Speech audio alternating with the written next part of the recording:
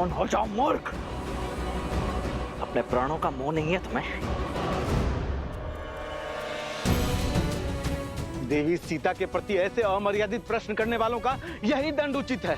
कुबुद्धि और मलिन विचारों से ग्रसित हैं ये लोग। ये जिह्वा मनुष्य के सौभाग्य और दुर्भाग्य दोनों का कारण बनती है। जब जिह्वा से सत्य के पुष्प बरसते हैं तो यश मिलता है, परंतु यदि असत्य के कांटे बहने लगे तो यही मृत्यु का कारण भी बनती है। अयोध्या की महारानी सीता यहाँ की प्रजा की माता है। अब जब यहाँ की प्रजा ने अपनी भूल स्वीकार कर यहाँ के जन ने मन ने उन्हें अपनी महारानी स्वीकार किया है, पूर्ण रूप से अपनाया है, तब तो तुम एक बार पुनः इस भ्रष्ट मलिन विचार के साथ पुनः खड़े हो गए। लोक अपवाद की जो अग्नि शांत हो चुकी थी उसमें घी डालने का प्रयास कर रहे हो तुम। 13 वर्ष के तप ने उन्हें प्रशिक्षित किया है। स्वयं भगवान वाल्मीकि उसके साक्षी हैं। और किस साक्षी की प्रतीक्षा है तुम्हें? वन में मोर नाचा किसने देखा? भगवान वाल्मीकि देवी सीता के सत्य के साक्षी बने, हम तो नहीं ना। केवल कही सुनी बातों पर कैसे विश्वास कर ले? अयोध्या के लोगों ने भावनाओं में बहकर उन्हें फिर से अपनाया, किंतु हम अभी तक इस भ्रमजाल से बचे हैं। और किस आधार पर देवी सीता की शुद्धता प्रमाणित होती है, बताइए? और यदि नहीं बता सकते तो कहिए देवी सीता से आए और दे अग्नि परीक्षा, और फिर बैठे अयोध्या के पवित्र सिंहासन पर। जगाया उसे जाता है जो सो रहा हो, परंतु जो जागते हुए सोने का ढोंग कर रहा हो वो तुम जैसा कोई कुतर्की ही हो सकता है।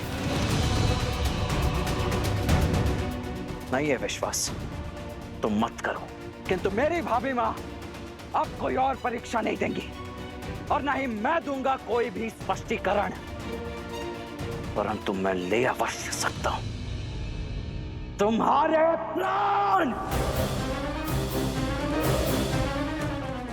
वो तो मैं इस आनंद के महोत्सव को रक्त रंजित नहीं करना चाहता, अन्यथा इस धरा को तुम्हारे रक्त से धोने में तनिक भी विलंब नहीं करता मैं।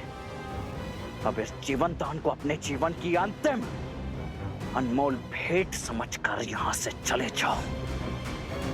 निकल जाओ यहां से। हटाओ ना यहाँ से।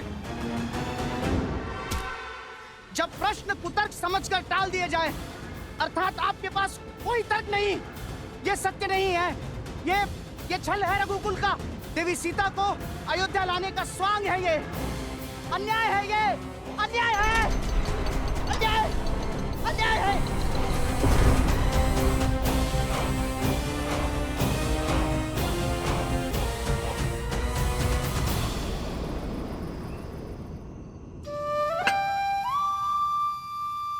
ये लो, एक और खा लो।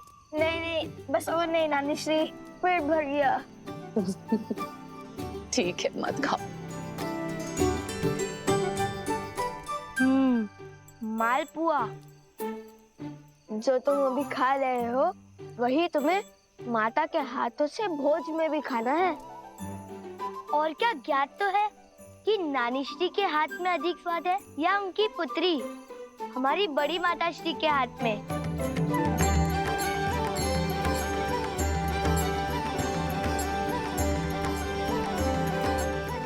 धन्यवाद नानी श्री, भोजन में आनंद आ गया।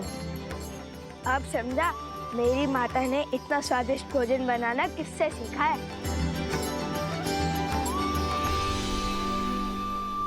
धन्यवाद केवल नानी श्री को, नाना श्री को कुछ नहीं। धन्यवाद महाराज जनक। धन्यवाद महाराज जनक।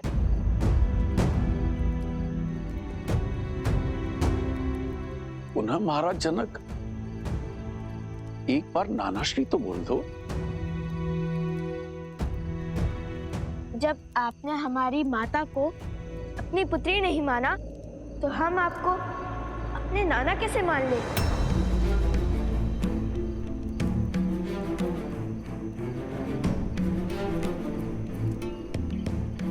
कारावास आपकी पुत्री वन वन भटकती रही, एक राजकुमारी होकर भी एक वनवासिनी का जीवन जीती रही।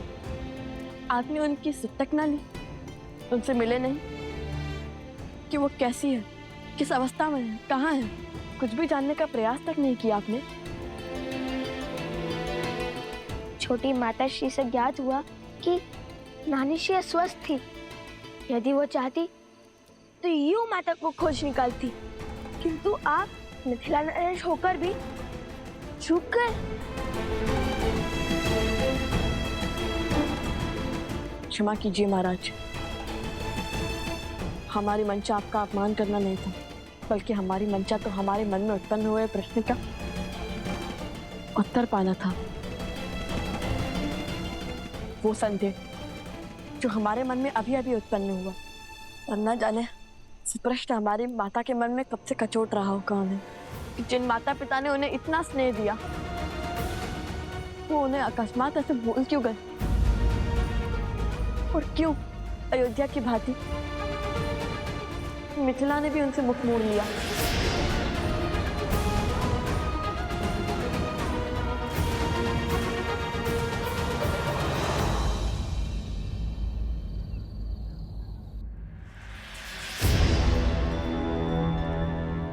सुख के क्षण में संदेह की आंधी आना उचित नहीं।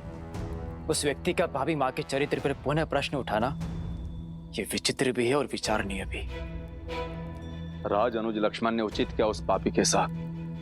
मेरी मां ने तो लोक अपवाद की इस नवीन ज्वाला को भड़कने से पूर्व ही मृत्यु शैया पे सुला दीजिए, अंत कर दीजिए उस दुष्ट का। नहीं सुमन जी, राम राज्य में प्रश्नों का उत्तर दिया जाता है, दंड नहीं। उचित किया लक्ष्मण तुमने, जो उसे कोई हानि नहीं पहुंचाई। अब इस बात को यहीं दबा दो और जाने दो, हर व्यक्ति की अपनी एक सोच होती है, अपनी एक विचारधारा होती है।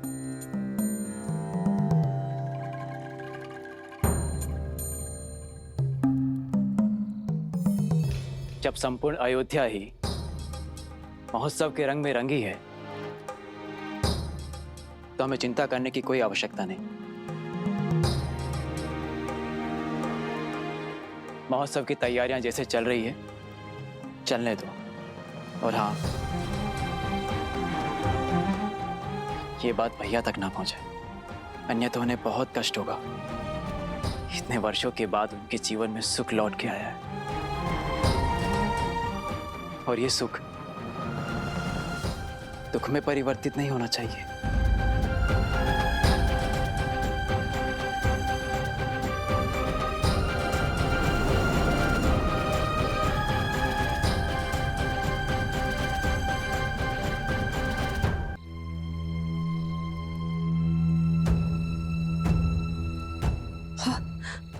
अब जब सब कुछ मंगल हो रहा था, न जाने ये कौन है जो मेरी सीता पे लांछन लगाने और उसे अग्नि परीक्षा की ललकार लेकर आ गया। मुझे ही कुछ करना होगा, मुझे ही कुछ करना होगा। मैं आमरण व्रत करूंगी, जो अपने घर की सुख शांति के लिए बहुत अच्छा होगा, यही उचित होगा। दीदी, आप व्यर्थ ही चिंता कर रही हैं। इस बार केवल अयोध्या नरेश राम ने ही नहीं, अपितु संपूर्ण अयोध्या ने सीता को मन से स्वीकारा है। सब कुछ सुलझा हुआ है, फिर आप अपने मन को क्यों उलझा रही हैं दीदी? देखिए ना, कैसे पूरी अयोध्या उत्सव की तैयारी में लीन है।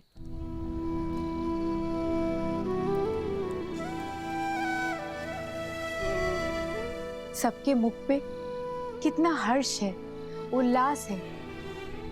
सब कुछ शुभ है दीदी। आप व्यर्थ की चिंता त्याग दीजिए। अब जहां सहस्त्रों भले व्यक्ति होंगे, वहां एक दो बुरे भी तो होंगे ना दीदी।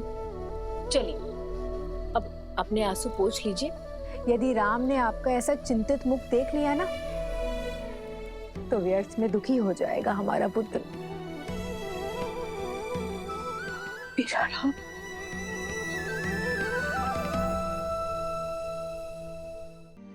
नहीं पुत्रो, ऐसा कतई नहीं है। यदि तुम्हें लगता है कि हम हमारी सीता को भूल गए हैं, तो ये तुम्हारी भूल है। और सुनैना, भूल तो मुझसे हुई है।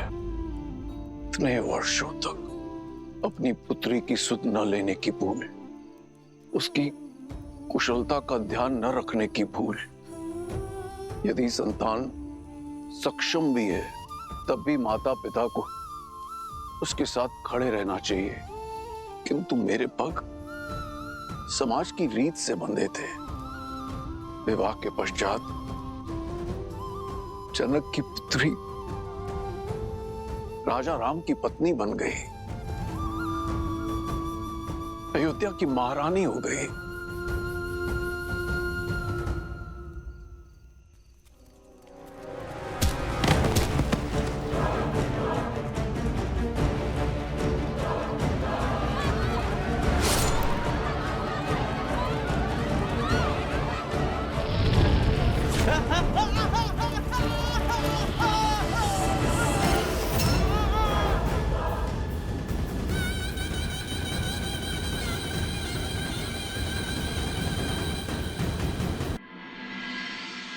हमारा राज्य राजा राम के अधीन ही तो है।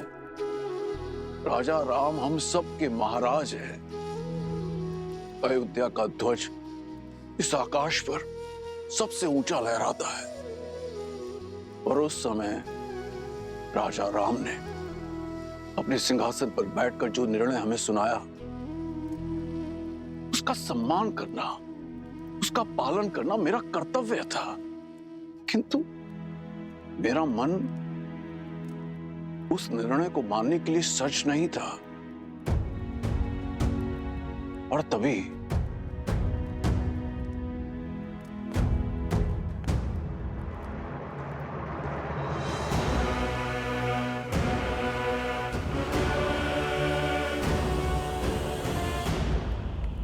पुत्री सीता ने मुझे ये पत्र भेजा था, जो उसने अयोध्या छोड़ते समय लिखा था।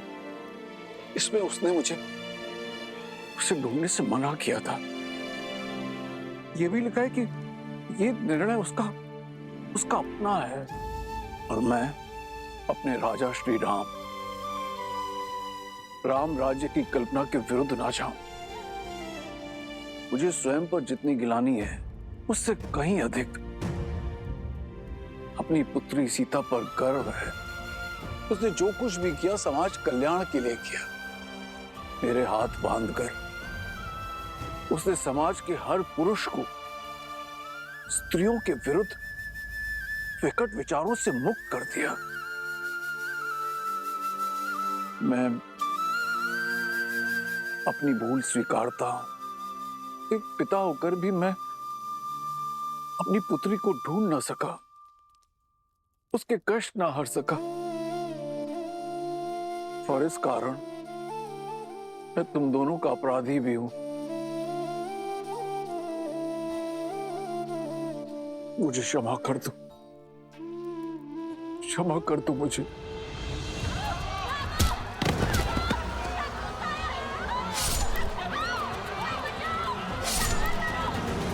क्षमा कर दो मुझे।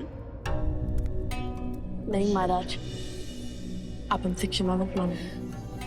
आप हमसे बड़े हैं। बड़ा होकर भी बड़प्पन तो नहीं दिखा पाया ना।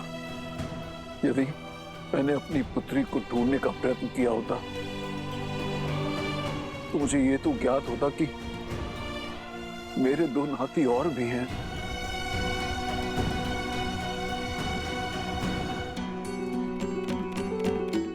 यदि हमारी बातों ने आपका हृदय आहत किया,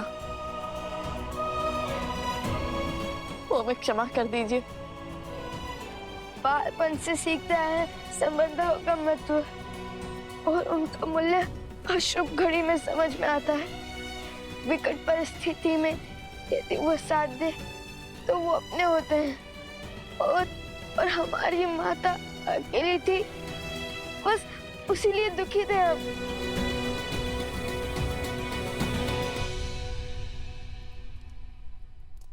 आंसू पोछिए नाना श्री।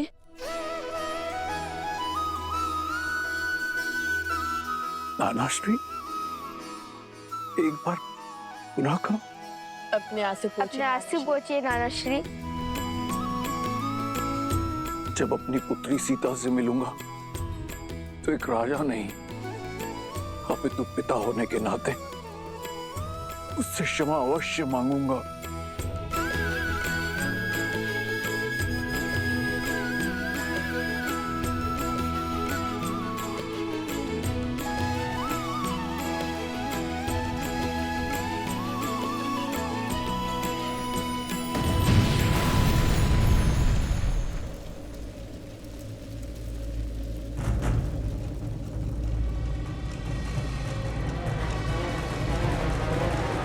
कहाँ है राम और सीता के पुत्र?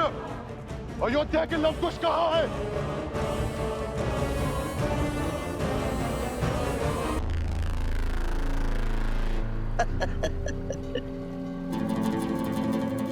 कहने को श्री राम की परछाई, श्री राम, और अपनी प्रजा के प्रश्न का उत्तर नहीं दे पाए। बताइए, अयोध्या में चल रहा ये महोत्सव, ये उत्साह, सब स्वांग है, स्वांग। कैसा स्वांग? हमारे भोले भाले मन को छलने का स्वांग, हमारे विश्वास को तार तार कर देने का प्रयास। हम भी कितने मूर्ख हैं, नहीं? अच्छा, एक बात बताओ, सबसे पहले क्या हुआ? सबसे पहले वो दोनों लव और कुश यहाँ आए और रामायण के कुछ दोहे, कुछ श्लोक और कुछ गीत गाकर सबका मन मोह लिया। और फिर स्वयं को राम भक्त कहने वाले लवकुश ने अश्वमेध के अश्व को रोका, अपने बाणों से सबको मूर्छित किया, और तो और श्री राम से भी युद्ध किया। और सोचो, जिनसे रावण ना जीत पाया वो श्री राम लवकुश के सामने कुछ न कर सके। और फिर श्री राम ने अपने ही शत्रुओं को यहाँ यज्ञ में आमंत्रित किया। आपको महारानी सीता के दर्शन करने हैं ना? आइए यज्ञ स्थल पर। बात तो उचित है। और फिर जब अयोध्यावासी लवकुश के विरुद्ध हो गए, तब स्वयं हनुमान जी उन्हें बचा कर ले गए। और तभी हनुमान जी, श्री राम और लवकुश ने मिलकर एक षड्यंत्र रचा। उसी षड्यंत्र के अधीन यहाँ लवकुश ने सबसे पहले सभी स्त्रियों के भीतर प्रतिशोध की चिंगारी भड़काई। वहां श्री राम ने सभापतियों और मंत्रियों की पत्नियों को सभा में बुला लिया। और इतना ही नहीं, लवकुश की उद्दंडता का समर्थन भी किया। और फिर लवकुश ने प्रजा के भावों के साथ खेलकर रामायण के स्थान पर सीतायन का गान आरंभ कर दिया। और हमें बहलाकर ये सत्य प्रकट किया कि वो दोनों और कोई नहीं, देवी सीता के पुत्र हैं। हम बह गए भावनाओं में, हैं? बह गए, करने लगे सीता को अयोध्या में लाने की विनती, और बिना सोचे समझे अपनी पावन धरा को अपावन करने का प्रयास।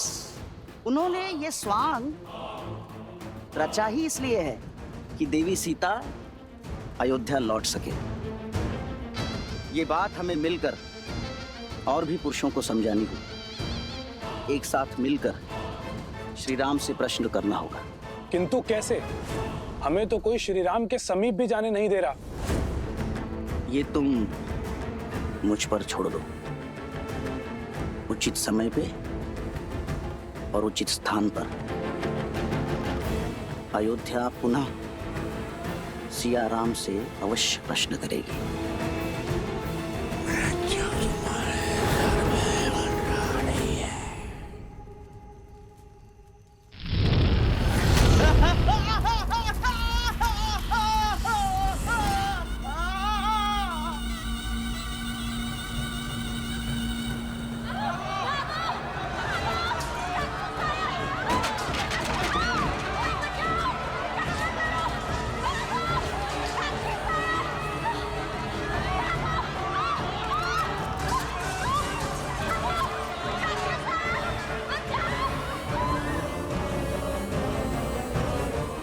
के लवकुश बाहर आओ। आज उनका काल आया है। जिस प्रतिशोध की अग्नि मुझे जला रही है, उस अग्नि को शांत करने के लिए उन्हें स्वाह होना पड़ेगा। लवकुश, तुम दोनों भीतर जाके छुप जाओ। इस दुष्ट का संहार हम करेंगे। सेनापति!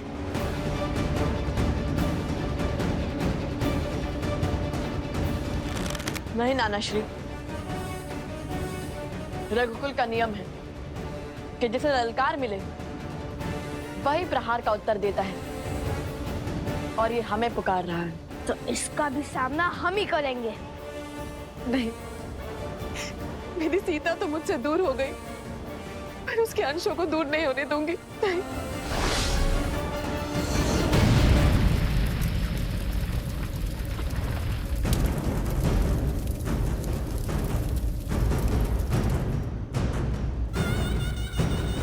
तुम सब मेरे साथ कक्ष में चलो, चलो।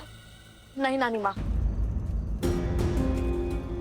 आप भूल गई, हम सिया के और रघुकुल के राम के पुत्र हैं। हमें कुछ नहीं हो सकता। ये हमारा एक रघुवंशी का वचन है कि हम सुरक्षित लौटेंगे, और वो भी उस असुर का सर्वनाश करके।